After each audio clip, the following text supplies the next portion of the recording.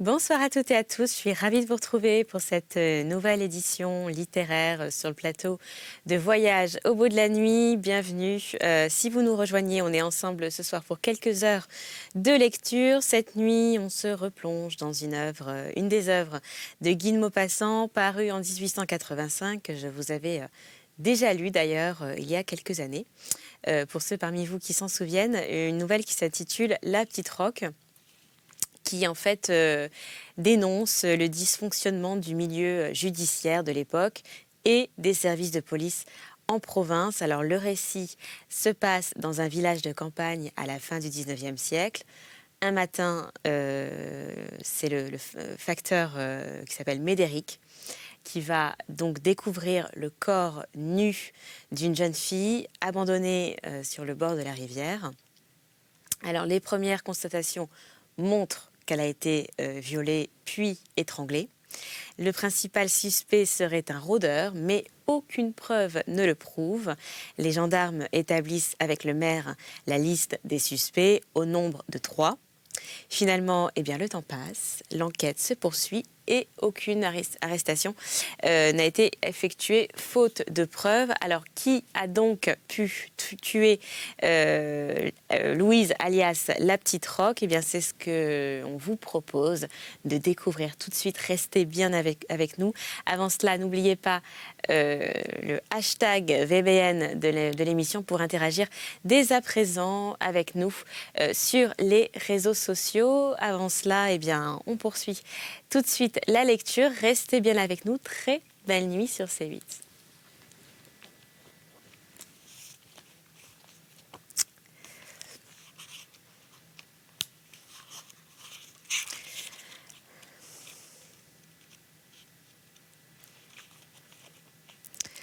Alors, excusez-moi, il y a un petit souci parce que j'ai perdu ma page. Voilà, je viens de la retrouver. L'épave. C'était hier, 31 décembre. Je venais de déjeuner avec mon vieil ami Georges Garin. Le domestique lui apporta une lettre couverte de cachets, de timbres étrangers. Georges me dit « Tu permets ?»« Certainement. » Il se mit à lire 8 pages d'une grande écriture anglaise, croisées dans tous les sens.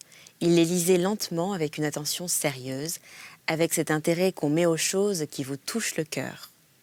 Puis, il posa la lettre sur un coin de la cheminée et il se dit « Tiens, en voilà une drôle d'histoire que je ne t'ai jamais racontée. Une histoire sentimentale pourtant et qui m'est arrivée. Oh, ce fut un singulier jour de l'an, cette année-là, il y a de cela 20 ans, puisque j'avais 30 ans et que j'en ai 50 aujourd'hui. J'étais alors inspecteur de la compagnie d'assurance maritime que je dirige aujourd'hui. Je me disposais à passer à Paris la fête du 1er janvier, puisqu'on est convenu de faire de ce jour un jour de fête, quand je reçus une lettre du directeur me donnant l'ordre de partir immédiatement pour l'île de Ré, où venait de s'échouer un 3-mâts de Saint-Nazaire, assuré par nous. Il était alors 8 heures du matin, j'arrivais à la compagnie à 10 heures pour recevoir des instructions, et le soir même, je prenais l'express qui me déposait à La Rochelle le lendemain 31 décembre. J'avais 2 heures avant de monter sur le bateau de Ré, le Jean Guiton. Je fis un tour en ville. C'est vraiment une ville bizarre et de grand caractère que La Rochelle, avec ses rues mêlées comme un labyrinthe et dont les trottoirs courent sous des galeries sans fin, des galeries à arcades comme celle de la rue de Rivoli, mais basses, ces galeries et ces arcades écrasées, mystérieuses, qui semblent construites et demeurées comme un décor de conspirateurs, le décor antique et saisissant des guerres d'autrefois, des guerres de religion héroïques et sauvages. C'est la vieille cité huguenote, grave, discrète, sans aucun de ces admirables monuments qui font Rouen si magnifique, mais remarquable par toute sa physionomie sévère, un peu sournoise aussi, une cité de batailleurs obstinés où doivent éclore le fanatisme, la ville où s'exalta la foi des calvinistes et où naquit le complot des 4 sergents. Quand j'eus erré quelque temps par ces rues singulières, je montai sur un petit bateau à vapeur, noir, ventru, qui devait me conduire à l'île de Ré. Il partit en soufflant, d'un air colère, passa entre les 2 tours antiques qui gardent le port, traversa la rade, sortit de la digue construite par Richelieu et dont on voit à fleur d'eau les pierres énormes enfermant la ville comme un immense collier, puis il obliqua vers la droite. C'était un de ces jours tristes qui oppressent, écrasent la pensée, compriment le cœur, éteignent en nous toute force et toute énergie, un jour gris, glacial, sali par une brume lourde, humide comme de la pluie, froide comme de la gelée, infecte à respirer comme une buée d'égout. Sous ce plafond de brouillard bas et sinistre, la mer jaune, la mer peu profonde et sablonneuse de ces plages illimitées, restait sans une ride, sans un mouvement, sans vie. Une mer d'eau trouble, d'eau grasse, d'eau stagnante. Le Jean Guiton passait dessus, en roulant un peu. Par habitude, coupait cette nappe, opaque et lisse, puis laissait derrière lui quelques vagues, quelques clapots, quelques ondulations qui se calmaient bientôt. Je me mis à causer avec le capitaine, un petit homme presque sans pattes, tout rond comme son bateau et balancé comme lui. Je voulais quelques détails sur le sinistre que j'allais constater. Un grand 3-mâts carré de Saint-Nazaire, le Marie-Joseph, avait échoué par une nuit d'ouragan sur les sables de l'île de Ré. La tempête avait jeté si loin ce bâtiment, écrivait l'armateur, qu'il avait été impossible de le renflouer et qu'on avait dû enlever au plus vite tout ce qui pouvait en être détaché. Il me fallait donc constater la situation de l'épave, apprécier quel devait être son état avant le naufrage, juger si tous les efforts avaient été tentés pour le remettre à flot. Je venais comme agent de la compagnie pour témoigner ensuite contradictoirement, si besoin était, dans le procès. Au reçu de mon rapport, le directeur devait prendre les mesures qu'il jugerait nécessaires pour sauvegarder nos intérêts. Le capitaine du Jean Guiton connaissait parfaitement l'affaire, ayant été appelé à prendre part, avec son navire, aux tentatives de sauvetage.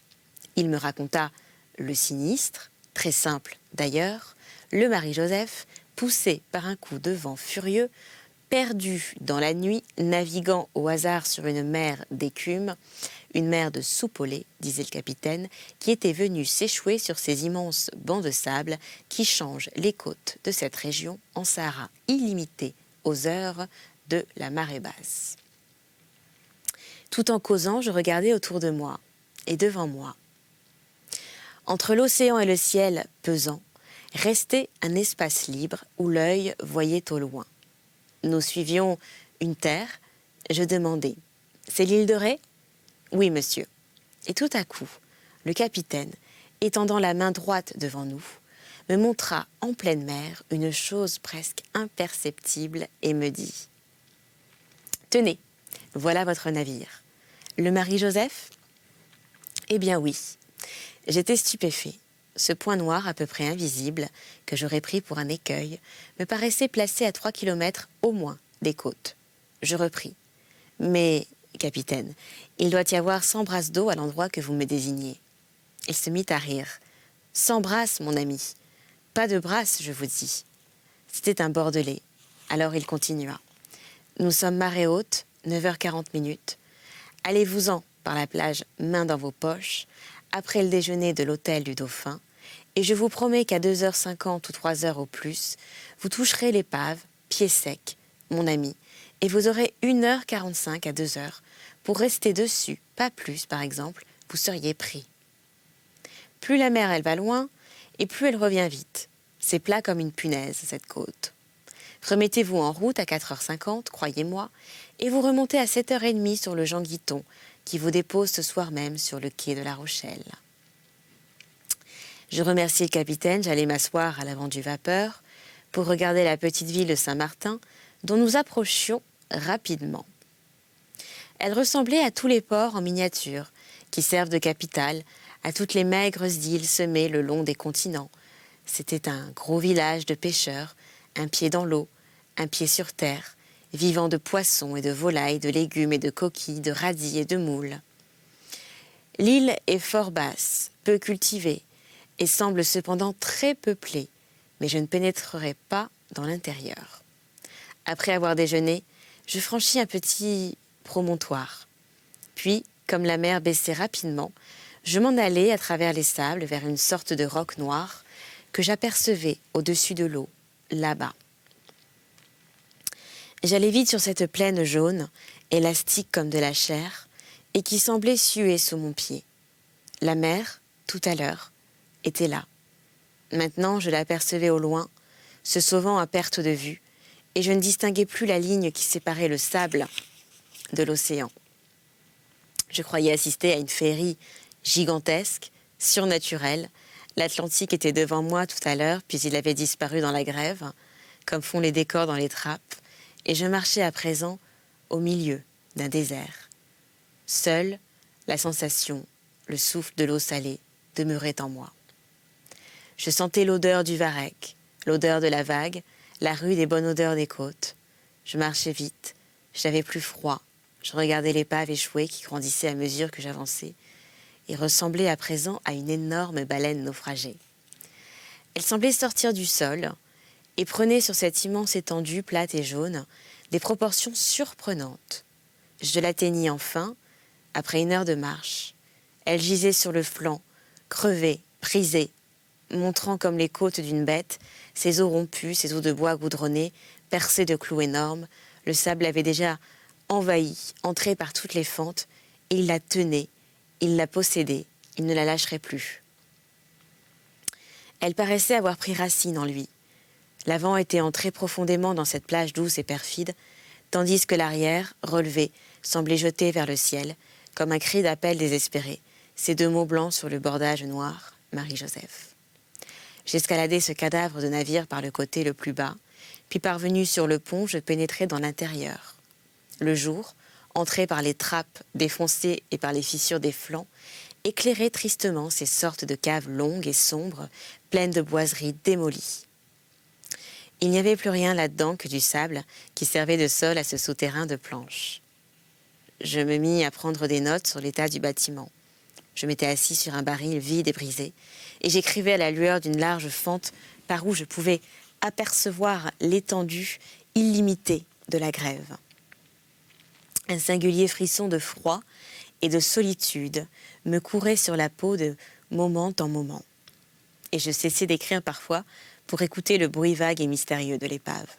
Bruit des crabes grattant les bordages de leurs griffes crochues, bruit de 1000 bêtes toutes petites de la mer installées déjà sur ce mort, et aussi le bruit doux et régulier du taret qui ronge sans cesse, avec son grincement de vrille, toutes les vieilles charpentes qu'il creuse et qu'il dévore. Et soudain, j'entendis des voix humaines, tout près de moi. Je fis un bond comme en face d'une apparition. Je crus vraiment, pendant 1 seconde, que j'allais voir se lever, au fond de la sinistre cale, 2 noyés qui me raconteraient leur mort. Certes, il ne me fallut pas longtemps pour grimper sur le pont à la force des poignets, et j'aperçus, debout, à l'avant du navire, un grand monsieur avec 3 jeunes filles, ou plutôt un grand Anglais avec 3 misses. Assurément, ils eurent encore plus peur que moi, en voyant surgir cet être rapide sur les 3 mâts abandonnés. La plus jeune des fillettes se sauva. Les 2 autres saisirent leur père, à plein bras. Quant à lui, il avait ouvert la bouche.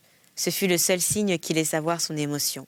« Oh, monsieur, vous êtes le propriétaire de ce bâtiment ?»« Oui, monsieur. »« Est-ce que je pourrais le visiter ?»« Oui, monsieur. » Il prononça alors une longue phrase anglaise où je distinguai seulement ce mot, « gracious », revenu plusieurs fois. Comme il cherchait un endroit pour grimper, je lui indiquai le meilleur et je lui tendis la main. Il monta, puis nous aidâmes les 3 fillettes rassurées. Elles étaient charmantes, surtout l'aînée, une blondine de 18 ans, fraîche comme une fleur, si fine, si mignonne. Vraiment, les jolies Anglaises ont bien l'air de tendres fruits de mer. On aurait dit que celle-là venait de sortir du sable et que ses cheveux en avaient gardé la nuance. Elles font penser, avec leur fraîcheur exquise, aux couleurs délicates des coquilles roses et aux perles nacrées, rares, mystérieuses, écloses dans les profondeurs inconnues des océans. Elle parlait un peu mieux que son père, et elle nous servit d'interprète. Il fallut raconter le naufrage dans ses moindres détails, que j'inventais comme si j'eusse assisté à la catastrophe. Et puis toute la famille descendit dans l'intérieur de l'épave, et dès qu'ils eurent pénétré dans cette sombre galerie à peine éclairée, ils poussèrent des cris d'étonnement et d'admiration, et soudain, le père et les 3 filles tinrent en leurs mains des albums cachés sans doute dans leurs grands vêtements imperméables. Ils commencèrent en même temps 4 croquis au crayon de ce lieu triste et bizarre. Ils s'étaient assis côte à côte sur une poutre en saillie et les 4 albums sur les 8 genoux se couvraient de petites lignes noires qui devaient représenter le ventre entrouvert du Marie-Joseph. Tout en travaillant, l'aîné des fillettes causait avec moi. Lui qui continuait à inspecter le squelette du navire. J'appris qu'ils passaient l'hiver à Biarritz et qu'ils étaient venus tout exprès à l'île de Ré pour contempler ce 3-mâts enlisé. Ils n'avaient rien de la morgue anglaise, ces gens. C'étaient de simples et braves toqués, de ces errants éternels dont l'Angleterre couvre le monde. Le père long, sec, la figure rouge, encadrée de favoris blancs, vrai sandwich vivant, une tranche de jambon découpée en tête humaine entre 2 coussinets de poils. Les filles, hautes sur jambes, de petits échassiers en croissance, sèches aussi, sauf l'aînée, et gentilles toutes 3, mais surtout la plus grande.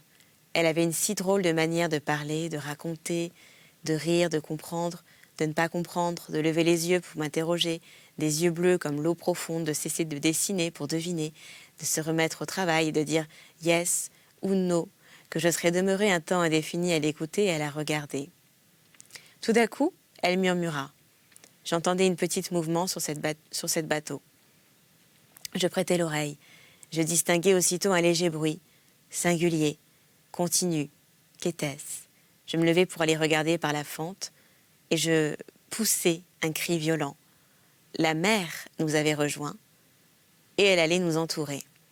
Nous fûmes aussitôt sur le pont.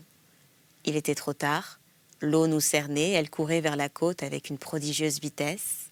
Non, cela ne courait pas, cela glissait, rampait, s'allongeait comme une tache démesurée. À peine quelques centimètres d'eau couvraient le sable.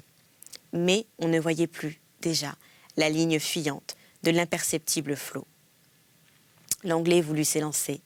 Je le retins. La fuite était impossible, à cause des mares profondes que nous avions dû contourner en venant et où nous tomberions au retour. Ce fut dans nos cœurs une minute d'horrible angoisse. Puis la petite Anglaise se mit à sourire et murmura. Cet été, nous les naufragés. Je voulus rire. Mais la peur m'étreignait, une peur lâche, affreuse, basse, sournoise comme ce flot. Tous les dangers que nous courions m'apparurent en même temps. J'avais envie de crier « Au secours !» Mais vers qui ? Les 2 petites Anglaises s'étaient blotties contre leur père, qui regardait d'un œil consterné la mer démesurée autour de nous. Et la nuit tombait, aussi rapide que l'océan montant, une nuit lourde, humide, glacée. Et je dis « Il n'y a rien à faire qu'à demeurer sur ce bateau. » Alors l'Anglais répondit « Oh yes !» Et nous restâmes là, un quart d'heure, une demi-heure, je ne sais en vérité. Combien de temps à regarder autour de nous, cette eau jaune qui s'épaississait, tournait, semblait bouillonner, semblait jouer sur l'immense grève reconquise. Une des fillettes eut froid, et l'idée nous vint de redescendre. Pour nous mettre à l'abri de la brise, légère, mais glacée, qui nous effleurait et nous piquait la peau. Je me penchai sur la trappe, le navire était plein d'eau. Nous dûmes alors nous blottir contre le bordage d'arrière qui nous garantissait un peu. Les ténèbres, à présent, nous enveloppaient. Et nous restions serrés les uns contre les autres, entourés d'ombre et d'eau. Je sentais trembler contre mon épaule, l'épaule de la petite Anglaise dont les dents claquaient par instants, mais je sentais aussi la chaleur douce de son corps à travers les étoffes, et cette chaleur m'était délicieuse comme un baiser. Nous ne parlions plus. Nous demeurions immobiles, muets, accroupis, comme des bêtes, dans un fossé, aux heures d'ouragan. Et pourtant, malgré tout, malgré la nuit, malgré le danger terrible et grandissant, je commençais à me sentir heureux d'être là, heureux du froid et du péril, heureux de ces longues heures d'ombre et d'angoisse à passer sur cette planche, si près de cette jolie et mignonne fillette. Je me demandais pourquoi cette étrange sensation de bien-être et de joie qui me pénétrait. Pourquoi, sait-on ? Parce qu'elle était là ? Qui ? Elle ? Une petite Anglaise inconnue ? Je ne l'aimais pas, je ne la connaissais point, je me sentais attendri et conquis. J'aurais voulu la sauver, me dévouer pour elle, faire 1000 folies. Étrange chose. Comment se fait-il que la présence d'une femme nous bouleverse ainsi? Est-ce la puissance de sa grâce qui nous enveloppe? La séduction de la joliesse, de la jeunesse qui nous grise, comme ferait le vin? N'est-ce pas plutôt une sorte de toucher, de l'amour, du mystérieux amour qui cherche sans cesse à unir les êtres, qui tente sa puissance dès qu'il a mis face à l'homme et la femme, et qui les pénètre d'émotions, d'une émotion confuse, secrète, profonde, comme on mouille la terre pour y faire pousser des fleurs. Mais le silence des ténèbres devenait effrayant. Le silence du ciel, car nous entendions autour de nous, vaguement, un bruissement léger, infini, la rumeur de la mer sourde qui montait, et le monotone clapotement du courant contre le bateau. Tout à coup, j'entendis des sanglots. La plus petite des Anglaises pleurait. Alors son père voulut la consoler, et ils se mirent à parler, dans leur langue, que je ne comprenais pas. Je devinais qu'il la rassurait, qu'il avait toujours peur. Je demandai à ma voisine, « Vous n'avez donc pas trop froid, Miss ?»« Oh, si, j'avais froid, beaucoup. » Je voulais lui donner mon manteau. Elle le refusa. Je l'avais ôté. Je l'en couvris malgré elle. Dans la courte lutte, je rencontrai sa main, qui me fit passer un frisson charmant dans tout le corps. Depuis quelques minutes, l'air devenait plus vif, le clapotis de l'eau plus fort contre les flancs du navire. Je me dressai, un grand souffle me passa sur le visage et le vent s'élevait. L'Anglais s'en aperçut en même temps que moi, et il dit simplement « C'était mauvaise pour nous, cette... » Alors assurément, c'était mauvais.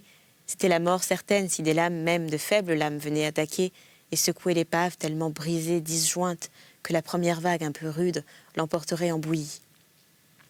Alors, notre angoisse s'accrut de seconde en seconde avec les rafales de plus en plus fortes. Maintenant, la mer brisait un peu. Je voyais dans les ténèbres des lignes blanches paraître et disparaître, des lignes d'écume, tandis que chaque flot heurtait la carcasse du Marie-Joseph, l'agitait d'un court frémissement qui nous montait jusqu'au cœur. L'Anglaise tremblait, je la sentais frissonner contre moi, et j'avais une envie folle de la saisir dans mes bras. Là-bas, devant nous, à gauche, à droite, derrière nous, des phares brillaient sur les côtes, des phares blancs, jaunes, rouges, tournant, pareils à des yeux énormes, à des yeux de géants, qui nous regardaient, nous guettaient, attendaient avidement que nous eussions disparu. Un d'eux surtout m'irritait, il s'éteignait toutes les 30 secondes pour se rallumer aussi. C'était bien un œil, celui-là, avec sa paupière sans cesse baissée sur son regard de feu. De temps en temps, l'Anglais frottait une allumette pour regarder l'heure.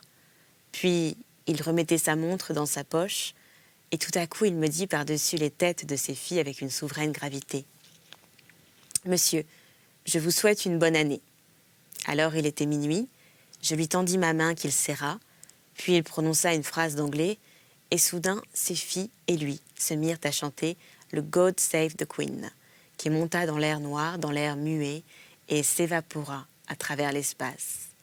J'eus d'abord envie de rire, puis je fus saisie par une émotion puissante et bizarre. C'était quelque chose de sinistre et de superbe, ce chant de naufragés, de condamnés, quelque chose comme une prière, et aussi quelque chose de plus grand, de comparable à l'antique et sublime Ave César, Morituri te salutant. Quand ils eurent fini, je demandai à ma voisine de chanter toute seule une ballade, une légende, ce qu'elle voudrait pour nous faire oublier nos angoisses. Elle y consentit et aussitôt sa voix claire et jeune s'envola dans la nuit. Elle chantait une chose triste sans doute, car les notes traînaient longtemps, sortaient lentement de sa bouche, voletaient comme des oiseaux blessés au-dessus des vagues. Ce sera tout pour cet épisode, mais je vous retrouve prochainement pour la suite de la petite rock de Guy de Maupassant. D'ici là, n'oubliez pas de nous rejoindre dès à présent sur les réseaux sociaux. Il vous suffit pour cela de taper #VBN. On attend vos avis, vos commentaires sur l'émission. Quant à moi, je vous embrasse et je vous dis à très vite pour de nouvelles aventures littéraires sur CELIT.